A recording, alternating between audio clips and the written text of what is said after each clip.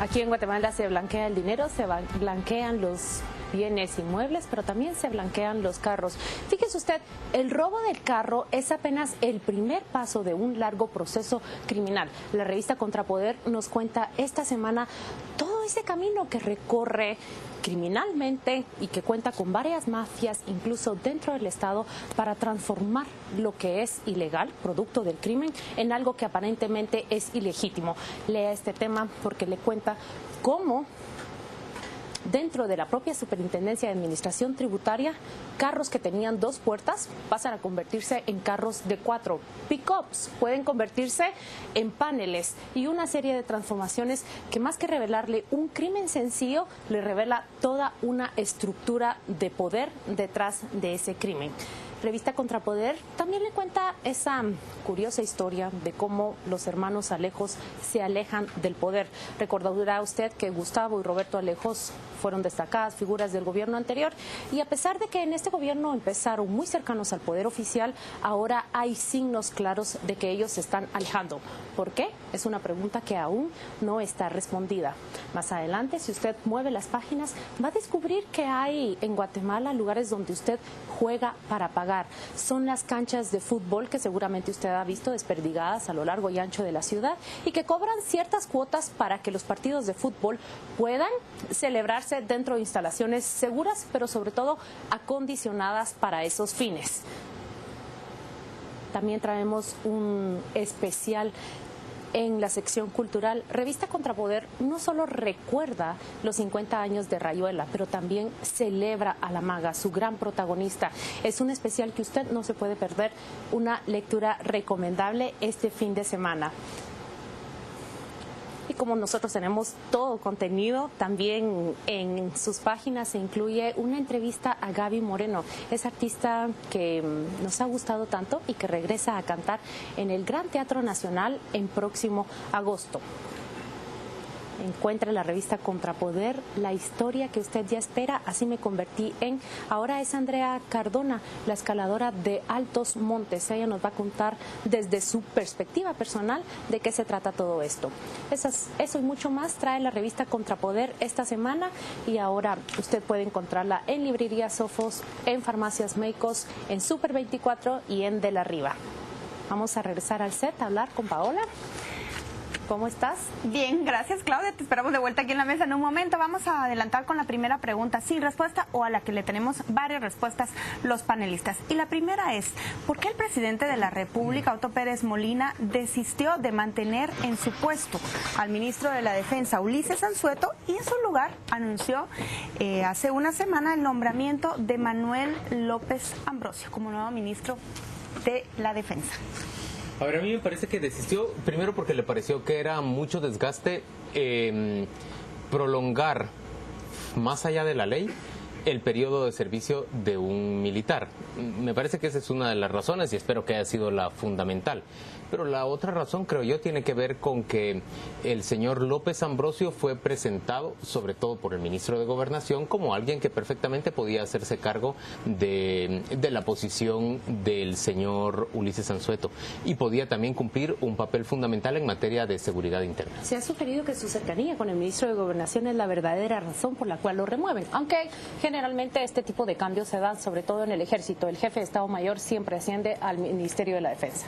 Bueno, primero yo creo que lo deja, si tenía pensado prolongarlo, lo sustituye por una única razón y es porque es ilegal.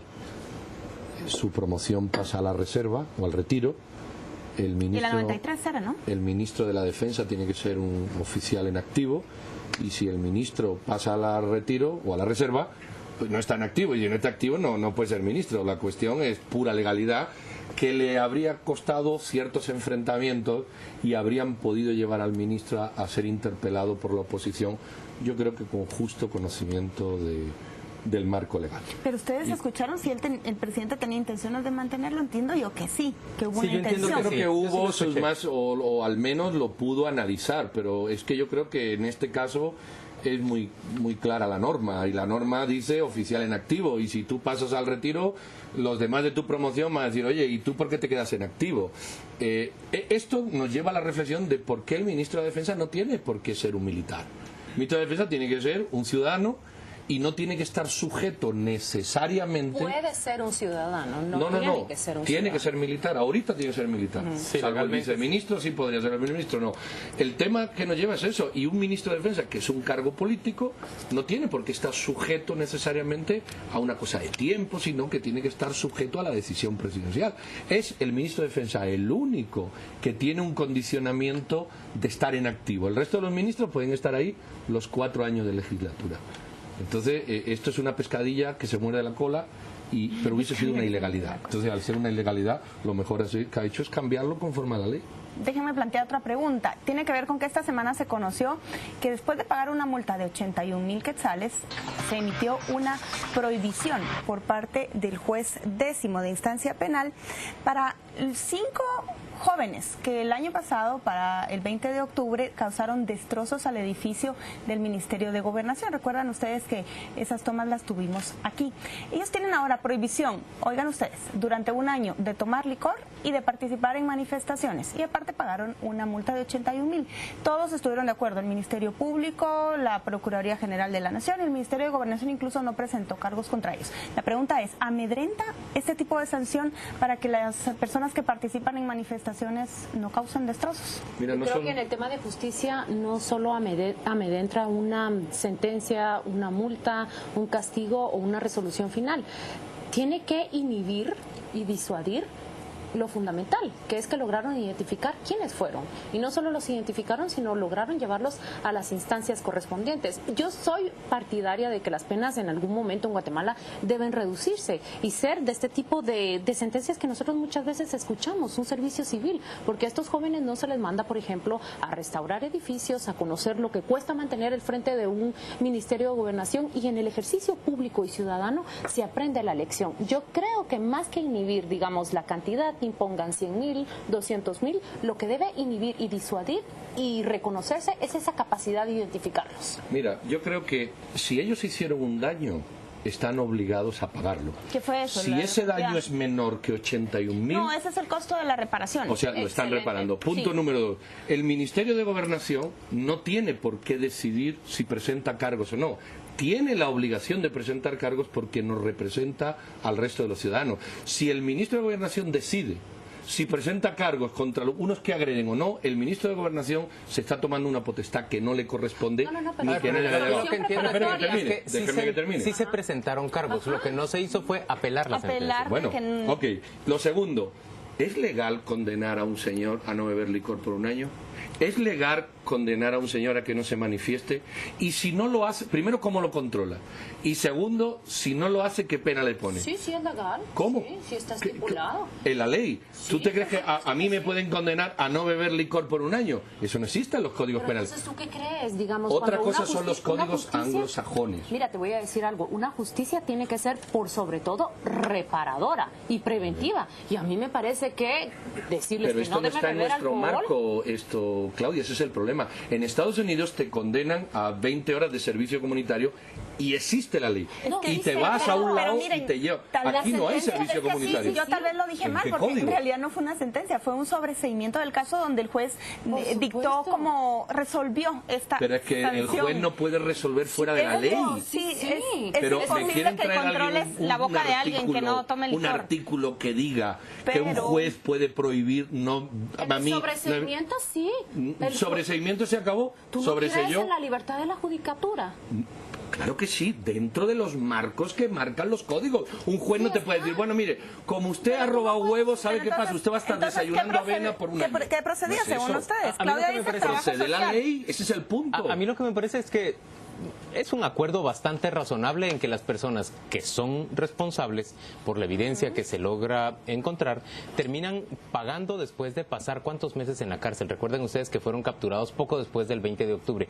Me parece que la sentencia sí es suficientemente persuasiva como para que otras personas, o el sobreseimiento, el acuerdo alrededor del sobreseimiento es suficientemente persuasivo para que otras personas desistan de tener esta clase de actitud.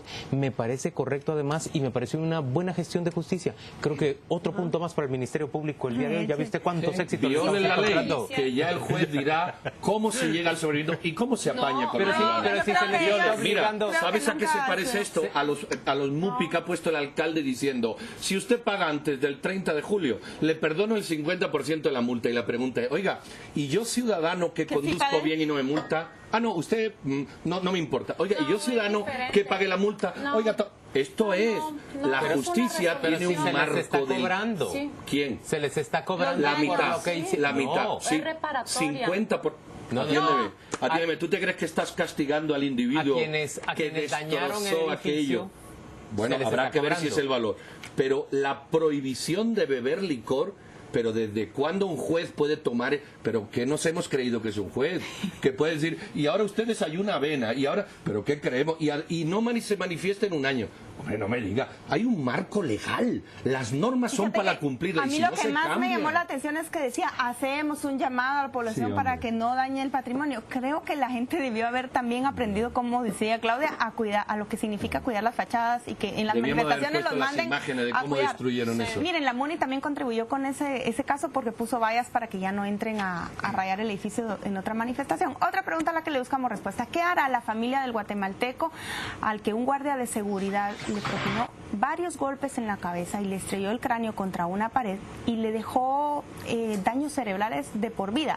58 millones de dólares es lo que dicta la sentencia en Estados Unidos, que le sean entregados a este guatemalteco que era pintor, trabajaba en Estados Unidos y mandaba la remesa para 2 hijos y su esposa aquí en Guatemala. Pues ¿Qué ojalá pasará con ese dinero? Ojalá que hagan lo razonable, que es invertirlo de una manera apropiada, ponerlo a buen resguardo, pero también que les genere suficientes ingresos. Yo creo que 58 millones de quetzales duran para bastante más. De dólares, perdón. Duran para bastante más que una generación. 58 de quetzales me dirían los políticos locales. No, eso no dura para más de una Pero yo generación. tengo entendido Para 2 negociaciones que se los va- 2 se van culpables, rápido. que fue el guardia de seguridad y un camarero, han anuidos. Y esos son los que tienen que pagar los 58 millones de dólares. O sea, que la ¿Quién le va a plata no pagar va a los llegar tan 58 millones? No, yo leí un artículo en el que se pone en duda que esta sentencia y que tampoco se pueda ser cumplir. ejecutable. No obstante, pues a mí sí me llama la atención lo que hizo esa Corte de California, ¿verdad? Resarcir el daño provocado, a ver si se puede cumplir. Ojalá. Pedro Trujillo, le toca a usted presentarnos el tuit de la semana. Bueno, pues para que yo no les presente cosas que no ven, vamos a ver el tuit que tenemos ahí de don Rafael Correa, o quien le gestiona la página, porque ya sabemos que los políticos no suelen escribir. Dice, increíble, niegan ingreso a espacio europeo de avión de Evo Morales y después no hablan de la cumbre Unión Europea, América Latina. Arreacional, Patria Grande. Lo que pasa es que esto no lo pudieron publicar los medios de Ecuador porque los tienen censurados. Entonces solamente los pudimos leer en su cuenta de Twitter, porque él, como se dedica a censurar los medios ecuatorianos, pues no dieron la noticia. ¿Qué les parece?